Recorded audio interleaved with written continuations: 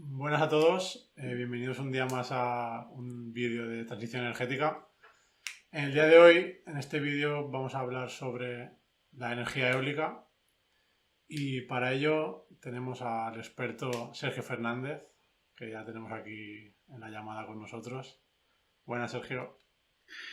Muy buenas, Víctor. Gracias por la invitación. Y bueno, lo de experto tampoco es que me guste mucho, pero bueno, te lo agradezco. Nada, pues vamos a ver qué nos sale un poco, vamos improvisando y que fluya. Antes que nada, pues nada, presentarnos un poco quién es Sergio, lo que haces, tu experiencia. Vale, pues a ver, yo soy un ingeniero, bueno, en energías renovables. Tengo un máster en integración de las energías renovables en el sistema eléctrico. Y bueno, vivo en Bilbao. Y bueno, básicamente, pues digamos que de lunes a viernes soy ingeniero, ¿no? Suelo decir yo, y los fines de semana, pues me gusta la divulgación, ¿no? Tengo un pequeño proyecto que se llama Letter, que igual luego lo comentamos. Y bueno, pues llevo ya, bueno, mi vida profesional siempre ha estado muy ligada al sector eólico. Trabajé en Siemens Gamesa, que es el fabricante de turbinas, y ahora trabajo en SS Renovables, que es un desarrollador, no es una eléctrica tradicional, ¿no? Que tiene un negocio de renovables y que desarrollamos, construimos y operamos parques. Perfecto. Súper. Pues nada, ahora ya que comentabas lo de la wine letter, que mucha gente te conocerá seguro. Igual no te ponen cara tanto porque estás más en el formato escrito por ahora. Pero cuéntanos un poco cómo va ese proyecto Vale, y pues a ver, a mí siempre me ha gustado mucho la divulgación y me gusta escribir, sinceramente, y de hecho es algo que hago desde hace muchos años, incluso antes de empezar mi vida profesional como ingeniero. Digamos que en la universidad pues ya escribía en aquellos tiempos de movilidad eléctrica. Igual a alguno le suena Foro Coches Eléctricos y tal, que era un blog pequeño que bueno, ahora es bastante grande, la verdad. Y bueno, una cosa me llevó a la otra, fue creciendo, luego empecé a entrar, cuando entré en el sector eólico, pues también me empecé a interesar por estos temas y veía que tampoco había, pues en español no había muchos artículos interesantes, ¿no? De ir un poco más al detalle o más en profundidad sobre el sector eólico. Y bueno, pues uní que a mí me gustaba y tenía esa experiencia de escribir y que no encontraba nada para leer, pues digo, pues para empezar a escribir mis propios artículos sobre eólica. Y bueno, con esto de que las newsletters estaban de moda y tal, dije, oye, pues ¿por qué no hacer una recopilación semanal así de noticias del sector, ¿no? Un poco internacionales, con un poco de análisis, de curiosidades, tal y cual. Y empezó así sin muchas aspiraciones y bueno, la verdad es que ha ido funcionando bien, ha ido creciendo en suscriptores y pues nada, pues ahora lo tengo ahí de proyecto paralelo, que se suele decir. O, y nada, muy contento con la acogida, la verdad. Es una newsletter donde podéis, al final, tú metes tu correo electrónico y cada semana pues te llega una edición donde hago una recopilación de las noticias del sector. Es gratis, o sea que cualquiera que esté escuchando esto y esté interesado, simplemente con poner Windletter en Google, pues llegará fácil. Perfecto. Sí, dejaremos también el link en la descripción del vídeo. Así que suscribiros porque ya tienen más de 2000, ¿no? Mira, lo publico en castellano y en Sí. inglés. En castellano pues ya estoy por 2.800 o así. Y en inglés unos 1.200, una cosa así andará. La verdad es que inglés también está teniendo buena acogida, aunque es verdad que la comunidad, ¿no?, que se está formando ahí en castellano y la gente que Sí. estoy conociendo y tal, pues hay como más esa sensación de comunidad en la versión en castellano, ¿no? Sí, es verdad que en inglés no. A veces hay incluso menos información en inglés. En español es verdad que el sector energético se trata mucho. Así que Sí, seguro que hay sí, gente sí. que se atrae por ello. Pues nada, ahora ya un poco explicado quién es Sergio, vamos a hablar un poco de eólica. Y antes que nada, para el que entre aquí para conocer qué es la energía eólica, que mucha gente pues verá un aerogenerador y dirá, pues mira, poco más, ¿sabes? No sabe mucho. Cuéntanos cómo es un parque eólico, en qué consiste. Vale, pues a ver, la energía eólica realmente no tiene, o la eólica moderna, por así decirlo, no tiene tampoco nada de revolucionario, ¿no? Simplemente a alguien se le ocurrió que aquellos molinos que servían para moler harina, por ejemplo, pues que se les podía poner un generador eléctrico, ¿no? Claro, eso fue evolucionando y luego llegó, digamos que la década ya de los 70-80 es lo que se conoce como el nacimiento de la eólica moderna, ¿no? Claro, los aerogeneradores de entonces no tienen nada que ver con los de ahora. Pero bueno, básicamente, en términos, o sea, yendo a lo sencillo, ¿no? Digamos que los aerogeneradores son tripala, o sea, eso es a donde ha convergido la industria como el diseño más eficiente o cost effective, ¿no? Como diría en inglés, relación coste-beneficio. Y básicamente son esas palas que se mueven gracias al giro del viento, que tienen un perfil aerodinámico similar al de un avión, ¿no?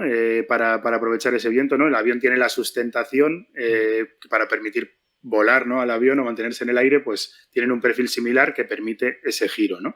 Eso se conecta a un generador eléctrico.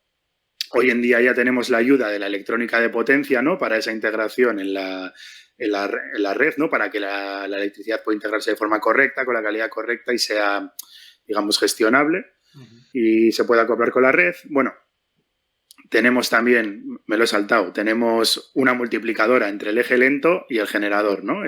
Nosotros tenemos el eje lento, que eso sería a qué velocidad, a la velocidad a la que se mueve el rotor, las palas, lo que vemos desde el coche, ¿no? Cuando vamos por la carretera. Pero para aumentar esa velocidad a la velocidad necesaria por el generador eléctrico, ¿no? Que es bastante superior, vamos a poner 1500 revoluciones, pues para pasar de esas 15 revoluciones a esas 1500, pues tenemos en medio una multiplicadora que no es más que una caja de cambios de una sola velocidad de un coche, podemos decir, ¿no? Vale, entonces tenemos a la salida de ese generador o a la salida de esa electrónica de potencia, ¿no? Tenemos la generación, la potencia en baja tensión.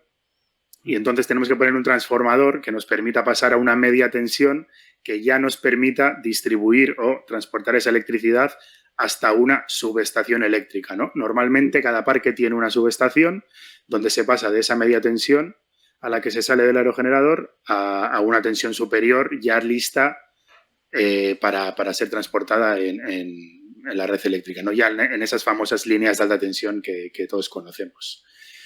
Y realmente luego ya estamos los consumidores, realmente no hay mucho más que contar, sí. Vamos, no es tecnología de la NASA, ¿no? Realmente. Sí, entiendo que de las partes más costosas del proyecto en sí, igual es las líneas de transmisión, ¿no?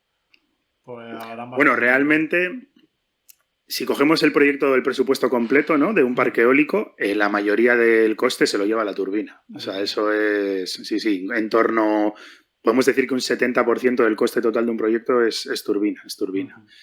Y luego ya ese 30% del que hablamos pues se queda para el resto de infraestructuras, ¿no? Claro, tanto de obra civil, al final tú tienes que hacer caminos, tienes que hacer unas plataformas para los componentes, para que la grúa vaya, monte los componentes, etcétera. Tienes que hacer unas cimentaciones, ¿no? El aerogenerador va apoyado en el suelo, ¿no? Sobre una cimentación que va enterrada, que tiene hormigón, que tiene metal, y luego tenemos estos cables, ¿no? Subterráneos que van hasta la subestación y luego la propia subestación, que también pues son una inversión considerable, ¿no? Dependiendo.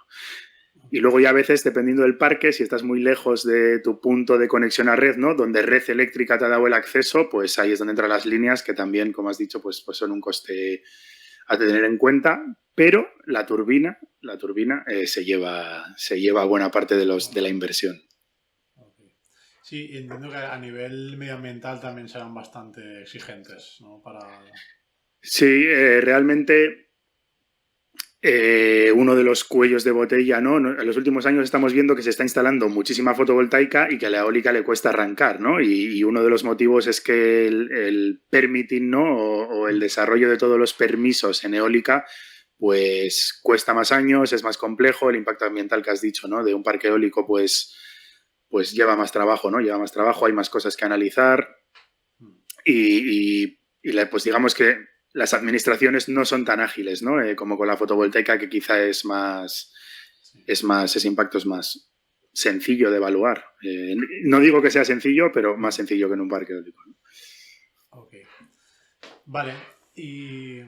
Después también ¿Tendríamos diferentes tipos de aerogeneradores o siempre son como has comentado? ¿Hay alguna...?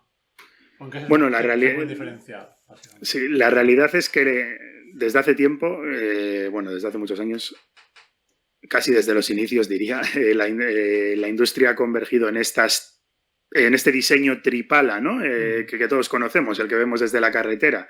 Y sí que es verdad que aunque ha habido a lo largo de la historia diseños bipala e incluso monopala, podría buscar alguna foto, que es una cosa muy curiosa, porque en el otro lado de la pala hay como un contrapeso, ¿no? Porque si no, pues esa torre vibraría demasiado y tal. Claro. Lo cierto es que no, hoy en día, y esto es una industria madura, tenemos aerogeneradores tripala y no se están haciendo grandes inventos más allá de prototipos o una startup que propone algo, pero que no son turbinas comerciales, por así decirlo, ¿no? Sí que es verdad que, o sea, prácticamente la eólica, y bueno, si me escucha alguien de un fabricante, igual me puntualizaría mucho, ¿no? Pero se ha convertido en cierto modo en una commodity, ¿no? Es decir, que tú como desarrollador o como alguien que quiere construir un parque, suponiendo que la turbina es una caja negra, ¿no?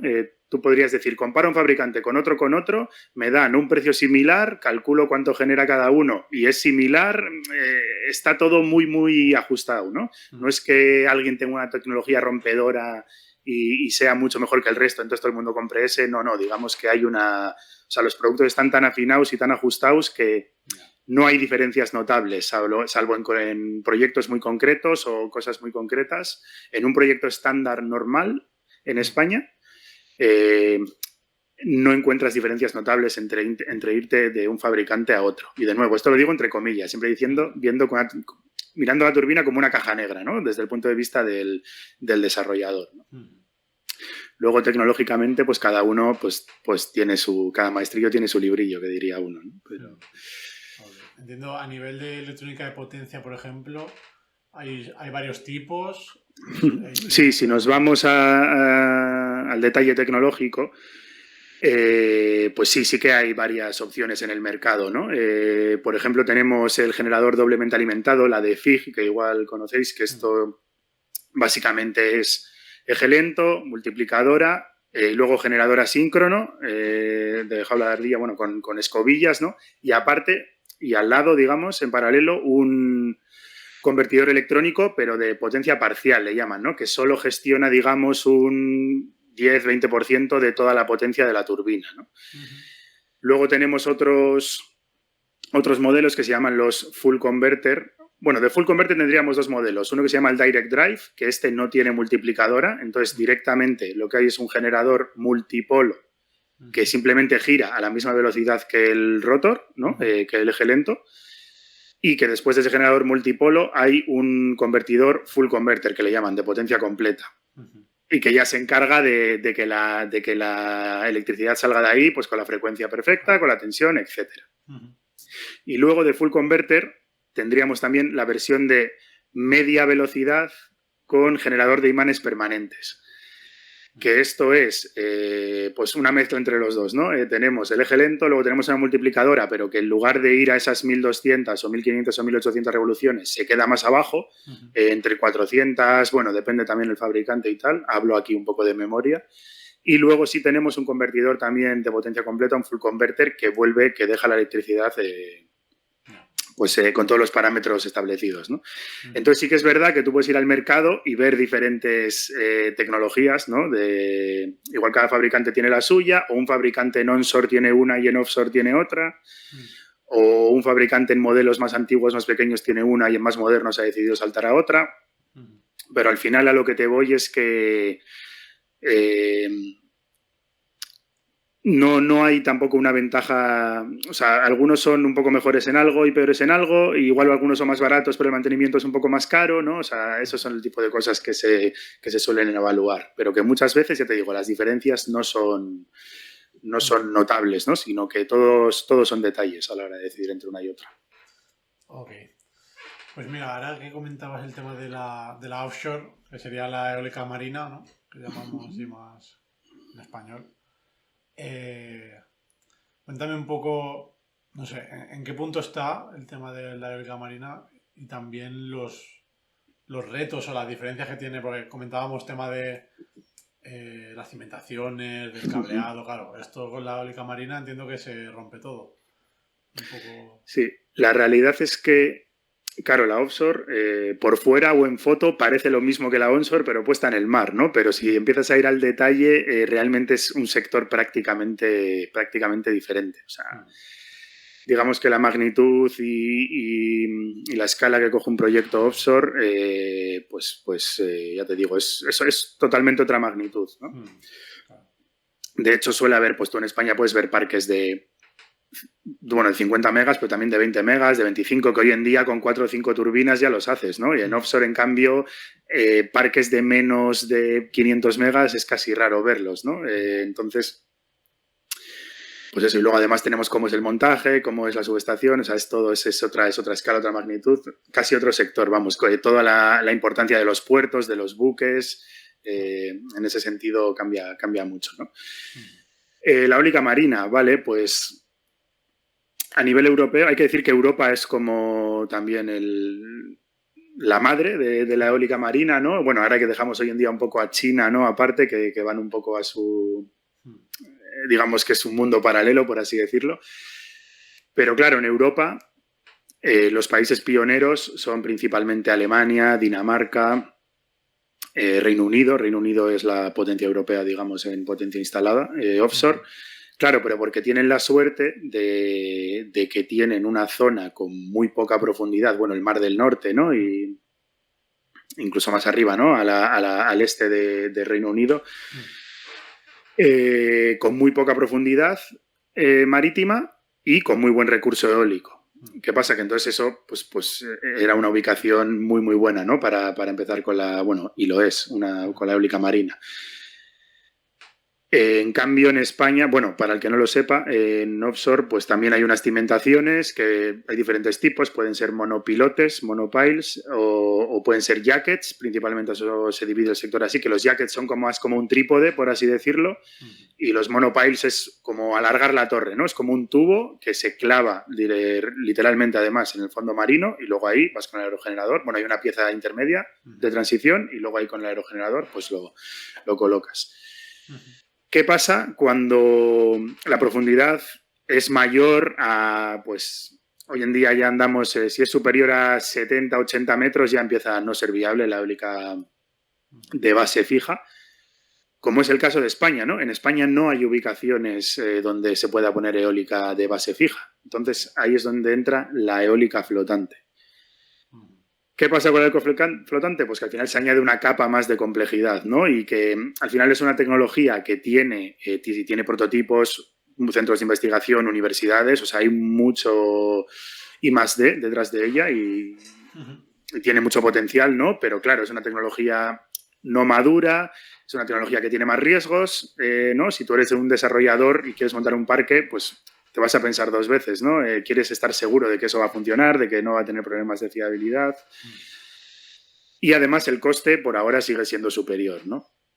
Entonces, la consecuencia es que más del 99% de toda la eólica que hay instalada hoy en día en Europa es de base fija, es anclada al fondo marino. Y quizá por eso en España pues estamos tardando bastante más que otros países europeos en tener eólica marina, porque básicamente no hablamos de la misma tecnología, ¿no? Hablamos de algo más costoso, algo que necesita todavía desarrollo y que, bueno, que parece que el gobierno ha anunciado que va a haber una subasta próximamente, pero bueno, llevamos años ya escuchándolo y todavía no termina de llegar. Ya. Sí, tendrán que apoyar por algún sitio, porque si no está complicado. Ahora, sí. La flotante entiendo que lo que haces es engancharte al suelo y lo que es la base del aerogenerador se ata, ¿no? A esos... Eso es. O sea, no es que esté flotando libremente, ¿no? Y que acabe en Australia todo el generador, sino que lo que has dicho, al final tiene unos anclas, ¿no? Sí, son una especie de anclas que atan la estructura al subsuelo marino y entonces pues ese aerogenerador simplemente tiene la flotación y un poquito de margen, ¿no? Para moverse. Muy poco, vamos, para moverse en su posición. Okay. ¿Y el cable baja hasta el lecho marino o...?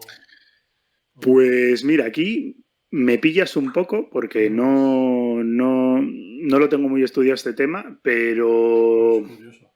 diría que en la primera zona, ¿no? Viendo típicos renders y tal, en la primera zona sí que es como semiflotante, ¿no? No arriba, sino como a media profundidad.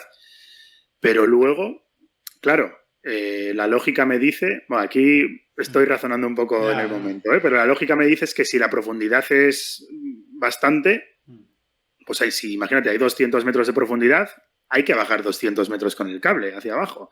Entonces, pues mira, es una buena pregunta. Esto yo creo que me lo voy a mirar cuando acabemos. Sí, son cosas que me van midiendo y os pillo ahí. No es... Yo entiendo que en grandes profundidades, bueno, es que...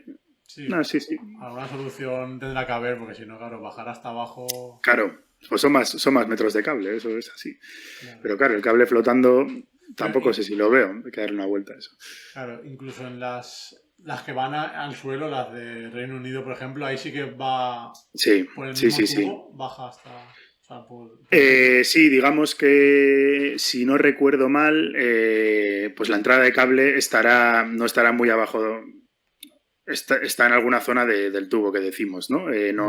Pero luego sí que el cable va enterrado. Bueno, va enterrado, algunos creo que van apoyados, otros enterrados, creo que depende también del subsuelo, ¿no? El subsuelo marino si es más rocoso, si no, Ya, vale. si lo quieren proteger más, menos, no, creo que no hay un diseño único, pero sí, sí que va al fondo en cualquier caso. Vamos. Claro, que estos proyectos sí que son. Cada uno es un mundo, seguro. Sí, sí, a mí, hombre, yo nunca he trabajado en ingeniería de offshore, pero tiene que ser interesante. Lo que pasa que, claro, pues ya te digo, es otra escala. Al final, cada apartado, ¿no? Pues es un proyecto en sí mismo, por así decirlo. Los cables es un proyecto en sí mismo, pero no solo la fabricación, luego el tendido. La subestación es un proyecto en sí mismo, del diseño de la cimentación es un proyecto en sí mismo, ¿no? Digamos que en eólica onshore está todo más trillado, ¿no? Está todo más, aunque tiene sus complicaciones, lógicamente, pero no tiene esa escala o esa magnitud. Y bueno, y las inversiones en offshore, pues en offshore puede valer por megavatio instalado fácilmente el doble o más que la onshore, ¿no? Por megavatio instalado. Entonces... Supongo que tienes un poco más de horas equivalentes, pero vamos. Normalmente bastante más. Bastante. En torno al doble o más, también podrías decir, ¿no? A ver, todo depende mucho de la ubicación, pero bueno, una regla muy sencilla para acordarse así en general, lógicamente que ir proyecto por proyecto, pero puedes decir doble de inversión, doble de horas, ¿no? Doble de producción. Entonces, más o menos esa regla podría encajar. Luego, lógicamente, habrá ubicaciones mejores, ubicaciones peores. No es lo mismo una profundidad de 30 metros que una de 80, no es lo mismo, ¿no? Este viento que otro. Vale. Pero... Vale. Mira, otra pregunta ya paro con la offshore, porque no es tu ámbito del todo. Las subestaciones, porque eso me suena. También las hacen en el mar, ¿no? O en algunos casos. Sí, a ver, claro, esto depende fundamentalmente de, o sea, la potencia que vayas a evacuar, ¿no? La distancia a la que estés de la costa y, bueno, principalmente de eso. ¿Qué pasa? Por ejemplo, históricamente, mira, esto es un tema bastante interesante, la verdad. Históricamente la eólica, bueno, la tensión, ¿no? La media tensión de la eólica, la que he hablado antes, ¿no? Después de salir del aero sales en media tensión, pues en España suele ser 30 kilovoltios. Históricamente los primeros parques offshore también era así, 30, 33, depende del país, pero eso era lo habitual. Claro, en esa tensión... muchos kilómetros pues no puedes transportar, ¿no? Pues porque empiezas a tener muchas pérdidas eléctricas o tienes que poner muchos cables para reducir esas pérdidas, mucha inversión, tal. Luego hubo un momento que la eólica marina, al aumentar de tamaño y de potencia, pasó a 66 kilovoltios, ¿no? A la salida de la turbina ya tiene 66 kilovoltios.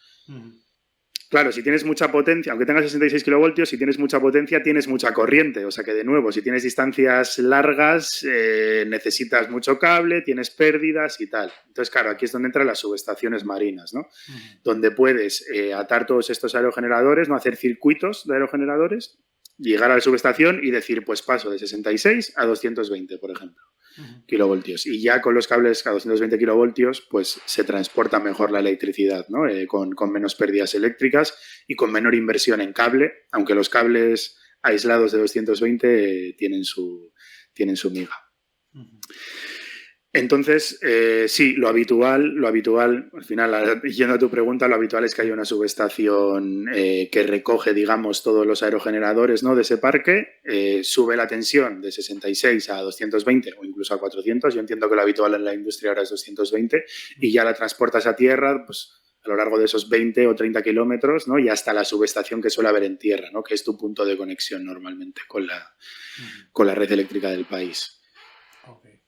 Sí, porque y en eólica se unen en anillo varios aerogeneradores para salir hacia... Sí, ¿no? Sí, eso se hace igual que tanto en onshore como en offshore, tú haces anillos, digamos, bueno, en anillo, más que en anillos, en ramas, ¿no? En ramales, no es que, o sea, no Sí, termina no. de ser un anillo, sino Ya. 1, 2, 3, 4, 5 y a la subestación, y de la subestación a tierra, por así decirlo. Ok. Vale, súper interesante. Veremos a ver en España cómo se desarrolla. Las dos, tanto la marina como a ver si pega un empujón. La terrestre también. Aunque España es una de las pioneras, ¿no? Realmente en eólica. Sí. Bueno, realmente la cuna de la eólica siempre se dice que es Dinamarca, ¿vale? Porque, pues por puro histórico, vamos. Pero luego ya yendo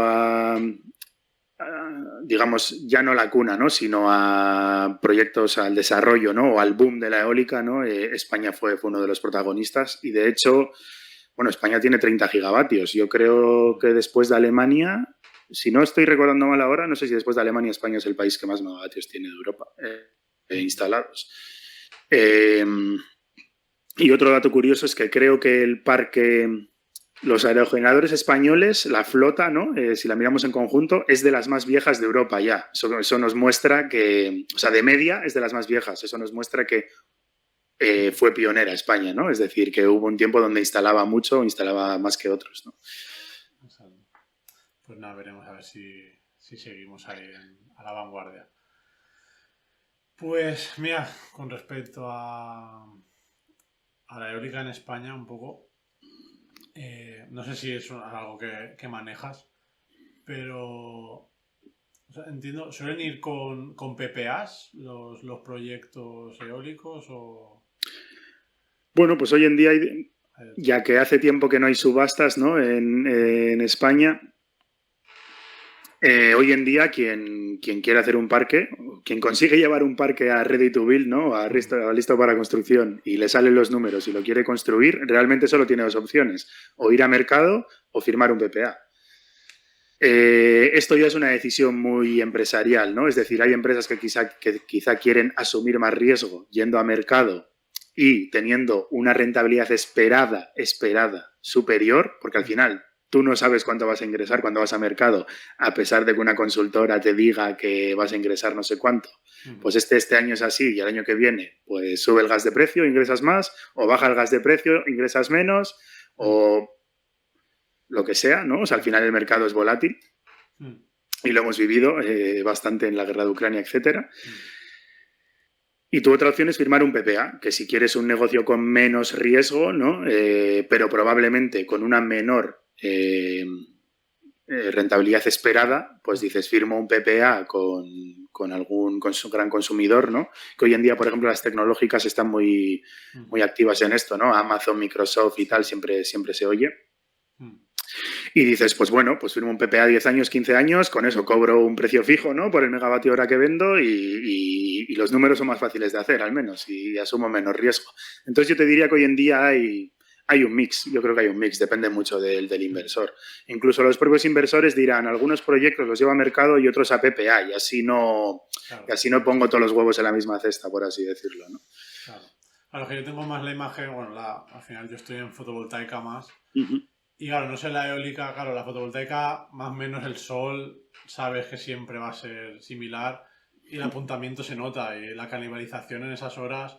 No sé, en la eólica eso sí se da tanto en las horas dónde opera. No, hace poco vi el dato y te vuelvo a hablar de memoria, pero vi el dato de canibalización o de apuntamiento, ¿no? De la eólica y de la fotovoltaica en España, y no sé, la eólica ya anda por 0,7 o 0,60 y algo, no me acuerdo, pero la eólica igual todavía anda por el 0,90 o yo qué sé, o sea, es decir...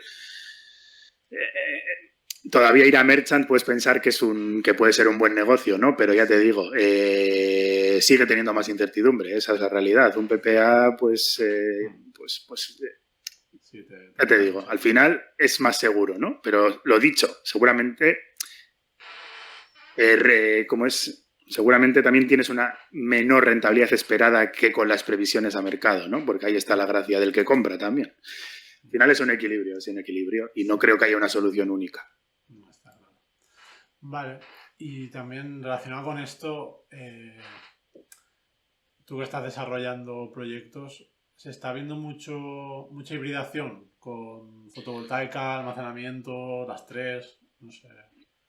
Vale, a ver, yo un poco por lo que veo en las noticias y tal, pero bueno, yo creo que ya prácticamente... O sea, a ver, la hibridación al final es una oportunidad muy buena para aprovechar puntos de conexión, para aprovechar infraestructuras eléctricas, ¿no? Al final es una sinergia, ¿no? Y te permite probablemente desarrollar fotovoltaica con inversiones algo más reducidas, ¿no? Porque hay una parte de la instalación que ya la tienes y además sin que la capacidad de acceso, y aquí igual me corriges tú, que yo creo que lo controlarás mejor, aprovechas la existente, ¿no? No tienes que solicitar una nueva capacidad de acceso. Entonces, en España ya está habiendo, o ya hay algún parque eólico que ha sido hibridado por sus propietarios y seguramente es algo que están explorando muchos de ellos. Vamos, ahora mismo me parece bastante interesante. Sí. Y además por esa competencia que hay por capacidad de acceso, etcétera, pues esto es una buena oportunidad. ¿Qué pasa? Que normalmente suele ser parques eólicos que se hibridan con fotovoltaica, porque digamos que lo contrario es más difícil, ¿no? Porque tienes que tener cerca de tu planta fotovoltaica una zona con viento, una zona... tienes que medir ese viento, tal... es el camino largo, ¿no? El camino corto sería decir, mira, tengo un parque eólico, por aquí hay unos terrenos, que consigo unos acuerdos, tal, y lo hibrido, ¿no? O sea, por ese lado parece más sencillo.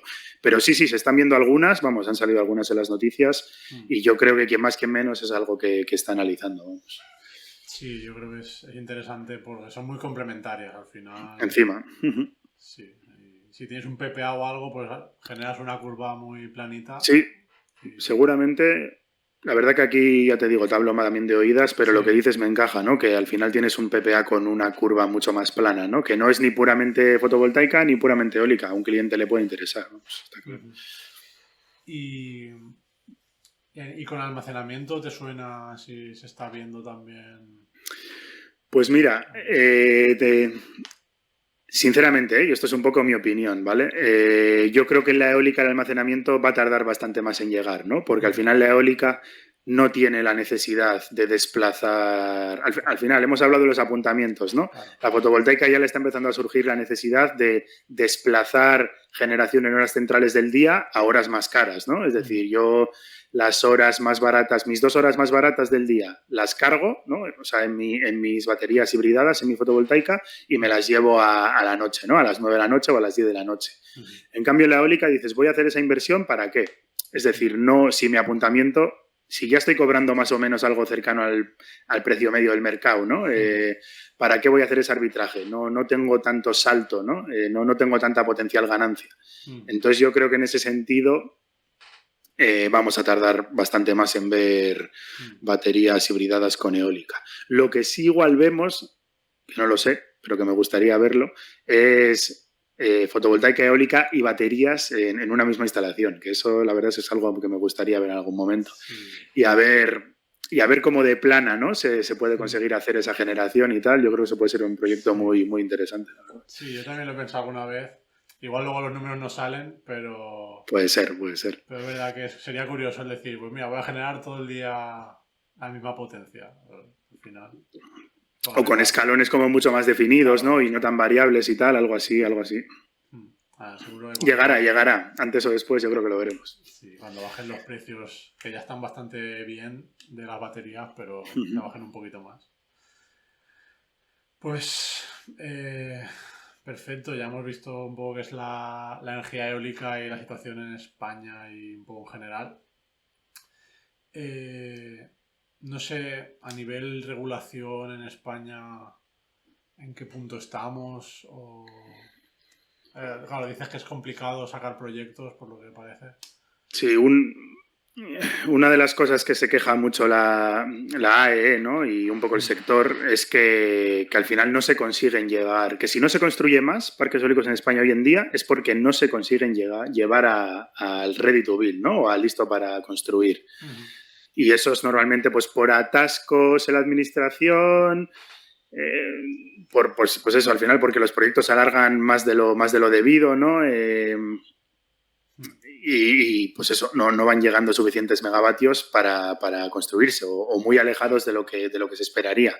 Pero no solo de lo que se esperaría, sino muy alejados a otras épocas, donde en España se han construido 2 gigas al año, prácticamente 3 gigas al año, y ahora, el año pasado fue por debajo de 1 giga, creo, no sé si 600, 700 megas, y este año creo que se ha superado 1 giga, bueno, este año, perdón, 2023, 600, 700, 2024, yo creo que 1 giga 1,1, 1,2 o una cosa así. Es decir, está bastante alejado de lo deseable, ¿no? Pero ya al detalle, pues tampoco sabría decirte. También se van cayendo proyectos, ¿no? Pues por días negativas o porque hay líneas de evacuación largas y las piden soterrar y tira el proyecto. Al final es muy complicado el desarrollo. El desarrollo es muy complicado y el desarrollo eólico te diría que es todavía más complicado. Sí, entiendo que a nivel de espacio tenemos todavía, o sea, espacio con suficiente viento seguro que queda en España. Sí, también hay, bueno, o sea, todavía hay espacio para eólica, eso no es un problema, pero claro, hay que tener en cuenta también que hay acceso, ¿no? Eso es algo que no he dicho, acceso a la red, es decir, tú puedes tener una zona y dices, jo, esta zona, tengo aquí un mástil meteorológico, he medido el viento, está muy bien, pero ¿dónde conecto este parque? ¿No? No hay capacidad en la red o la capacidad que hay está muy lejos, ¿no? Y tampoco es eso, o no es viable o es muy difícil tramitar una línea de 80 kilómetros, ¿no? Por ejemplo. Y es difícil llegar a acuerdos con promotores para hacerlo conjunto, tal, o es un puzzle lo del desarrollo, sí. Un puzzle difícil. Perfecto, pues para ir terminando, Sergio, ya no te quito más tiempo. No sé, hablabas antes de China, por ejemplo, ¿no? Que van un poco aparte del resto. No sé, ¿cuál es la...? Por ejemplo, ¿están haciendo productos muy distintos o están instalando muy rápido? Pues, bueno, instalan muchísimo y muy rápido. Es decir, no sé si la mitad... De nuevo, te hablo de memoria, pero yo creo que en 2023 la mitad o más de la mitad, en torno a la mitad de la eólica que se instaló en todo el mundo fue en China. O sea, de toda la instalada en el mundo, para ponernos un poco en perspectiva. ¿Qué pasa? Los chinos hace unos años los fabricantes chinos prácticamente solo instalaban en su mercado local. Es decir, fabricantes chinos instalando en China.